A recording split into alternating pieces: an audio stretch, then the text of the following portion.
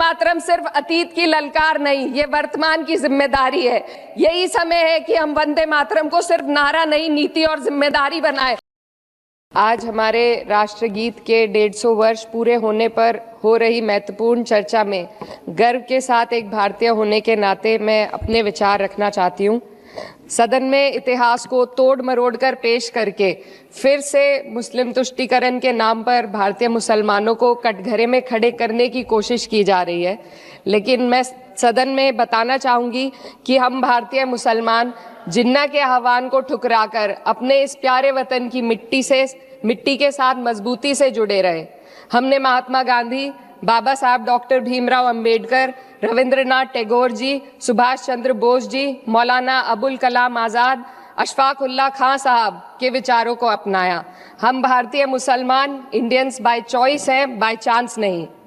वंदे मातरम के किन छंदों को राष्ट्रगीत के तौर पर अपनाया जाए, यह फैसला सर रविंद्रनाथ टैगोर और सुभाष चंद्र बोस जी जैसे नेताओं के परामर्श के बाद हुआ।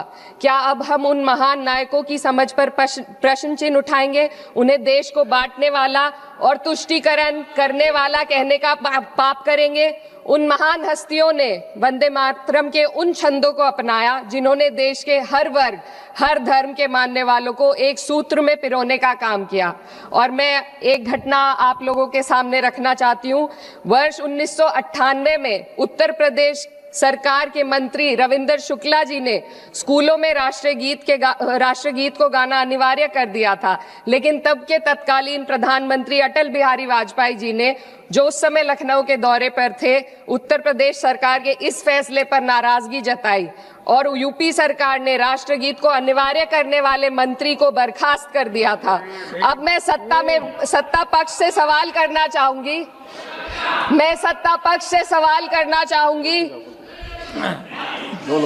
बोलने दीजिए। मैं सत्ता पक्ष से सवाल करना चाहूंगी कि जो विजन आजादी के समय के लोगों का था राष्ट्रगीत को स्वेच्छा पर छोड़ने का, उसी का अनुसरण माननीय अटल बिहारी वाजपेयी जी ने किया, तो क्या वह भी मुस्लिम तुष्टीकरण कर रहे थे? जी नहीं, अटल बिहारी वाजपेयी जी राजधर्म निभा रहे थे। देश में सब धर्मों को एक साथ लाना, सबके जज्बात का एहसास करना ही सबसे बड़ा राष्ट्रवाद है। माननीय अध्यक्ष महोदय, आज हमें वंदे मातरम के असली भाव को समझना जरूरी है। यह गीत तो देश के जल, जंगल, जमीन, हरियाली और निर्मल हवा की वंदना को समर्पित है। यह भारत की जन जन की मंगल कामना करता है कि भारत का हर नागरिक स्वस्थ रहे, सुरक्षित रहे और सम्मान के साथ जी सके। सुजलाम सुफलाम का अर्थ है, सुनिए, ऐसा देश जहां स्वच्छ और पर्याप्त जल हो, जहां नदियां जिंदा हो, बहती हो, जीवन देती हो। अध्यक्ष महोदय, लेकिन अब जरा यमुना का हाल देखिए। दिल्ली प्रदूषण नियंत्रण समिति की 2025 की रिपोर्ट बताती है कि यमुना के कई हिस्सों में बीओडी स्तर 127 mg पर लीटर है तक पहुंच चुका है, जबकि किसी जीवित नदी के लिए ये 3 mg पर लीटर से कम होना चाहिए। ये सिर्फ नदी का संकट नहीं है, ये किसान का संकट है। नमामि गंगे के नाम पर हजारों करोड़ रुपए खर्च हो गए, लेकिन सच्चाई ये है कि आज भी गंगा और यमुना के किनारे किसान मजबूरी में उसी जहरीली पानी से खेती कर रहा है। वही जहर अनाज में उतरता है और वही जहर किसान की जिंदगी को धीरे धीरे खत्म कर देता है। अध्यक्ष महोदय, जब पानी जहर हो जाएगा तो सुजलाम कैसे होगा? जब किसान बर्बाद होगा तो सुफलाम कैसे होगा? मलयज शीतलम, मलय का अर्थ है मलय पर्वत से बहने वाली ठंडी, सुगंधित, चंदन जैसी हवा जो जीवन देती है, बीमारी नहीं। आज मैं इस सदन से पूछना चाहती हूँ, क्या आज के भारत की हवा मलयज शीतलम है? नहीं अध्यक्ष जी, बस संसद से बाहर कदम रखिए, एक गहरी सांस लीजिए। ये चंदन की महक नहीं, ये जहर है जो आपके हमारे फेफड़ों में उतर रहा है। दुनिया के 20 सबसे प्रदूषित शहरों में से 13 भारत में है। दिल्ली की हवा में सांस लेना मानो रोज 20 सिगरेट पीने जैसा हो। भारत हर साल सर्दियों में जहरीली हवा के प्रकोप में घिर जाता है। AQI गंभीर स्तर पर आ जाता है।